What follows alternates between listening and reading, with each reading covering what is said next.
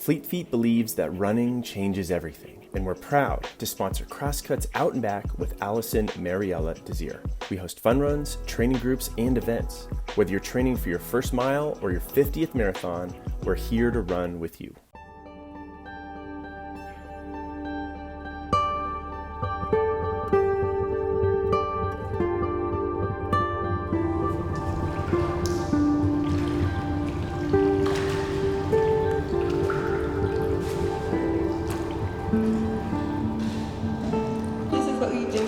Spreading water, so what it looks like is like you're spreading butter with your fingers closed. That gives you more resistance. Start the breathing in the mouth, out the nose. In the mouth, out the nose. That's retraining. Yeah, it's hard for runners, but you'll get there. In the mouth, out the nose. Good. Keep those arms moving. That'll warm us up. Swimming is so much about understanding ourselves, being able to grow in your relationship with yourself around being responsive to fear and how to hold that tenderly, but also leading with curiosity. And it's really just this beautiful opportunity to grow into the way you show up for yourself when you're afraid.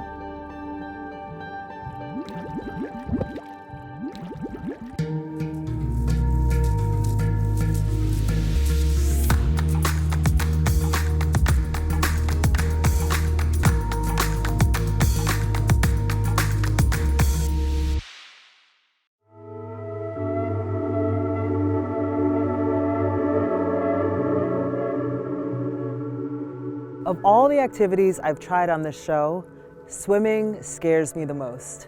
In fact, there's nothing more terrifying than the thought of drowning. And despite years of taking lessons, I've never mastered anything more than the doggy paddle. For many Black people in the United States, swimming comes with a history of trauma and exclusion that has resulted in staggering statistics today. Nearly 60% of Black kids in the United States don't know how to swim. There are several factors responsible for this, including institutional racism, myths and stereotypes about our bodies, and generational trauma. However, there are bright spots. Chandrika Francis, founder of Oshun Swim School, strives to build a safer space for BIPOC women and non-binary people to become joyful swimmers.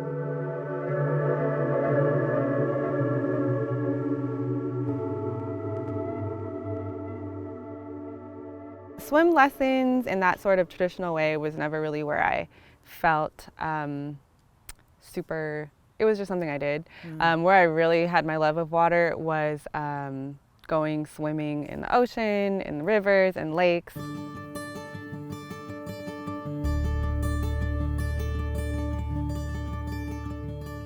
And I grew up in the Bay Area, and so we would go out to the Pacific Ocean, and that was always my favorite. That was always my birthday, like we're going to the beach, and we would just be tossed around in the waves.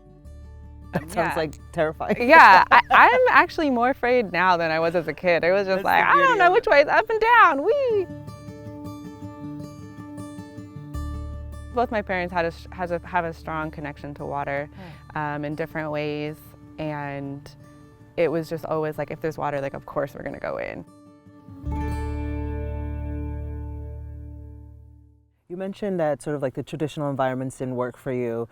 So when you built Oshun Swim School, what were you, in what ways were you trying to make sure that you created a safe, healing, powerful space? Swimming is taught as a sport and as a race. And so a lot of it's about how can you go the fastest, the furthest, like these very like competitive ways of learning and existing. And really swimming, that's one element of swimming, which is very valid, and there's just so many other ways of enjoying the water. I remember being really cold, not wanting to have to deal with my hair, and not have to damage my hair, and not have to deal with any conversations around the swim instructors who didn't know what to do with my hair, and also just feeling like it was just like a constant race. So I think that as I've been developing Oshun Swim School, it just feels completely different than that in so many ways. We're really focusing on the relationship between each person and the water, and understanding how our bodies exist in water. What does the experience of swimming feel like to you? To me, Swimming just feels like a really like a deep exhale. Like I get underwater and it's just like finally. Everything becomes more magical, the sounds become quiet. It's just like you enter into this other realm. It's just always available. And I feel like with swimming, it can be so many different things too. Sometimes it's just so playful and it just brings out that play in everyone around you.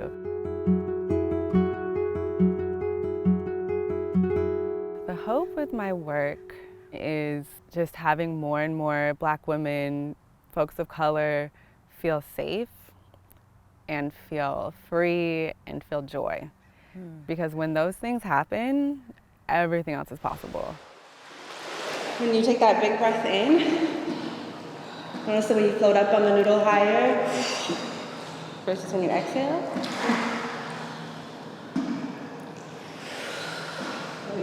Right? It's like a huge difference. So if you're finding yourself lower in the water than you want to be, taking that breath in will be a big change. So I'll show you, for me, if I'm trying to do a back float and I don't have a big breath and I have my arms down, this is where I'm going to be.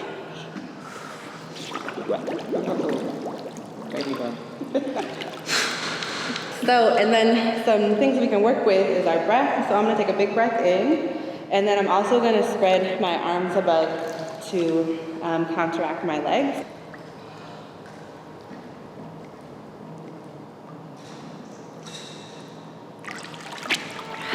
So, and that was really just me holding my breath. So you can just lean your head back. I'm going to bring under your knees.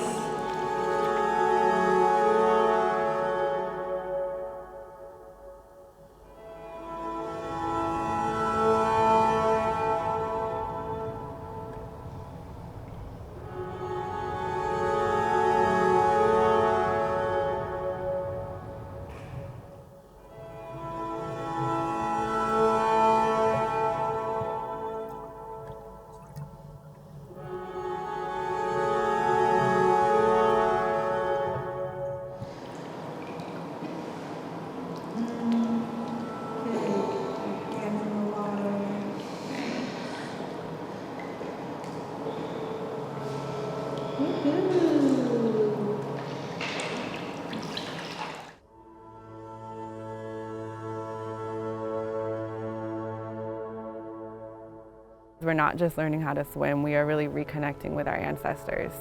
And it's powerful, and that power a lot of times really helps us work through fear. And after all these centuries of specific exclusion, we need specific inclusion.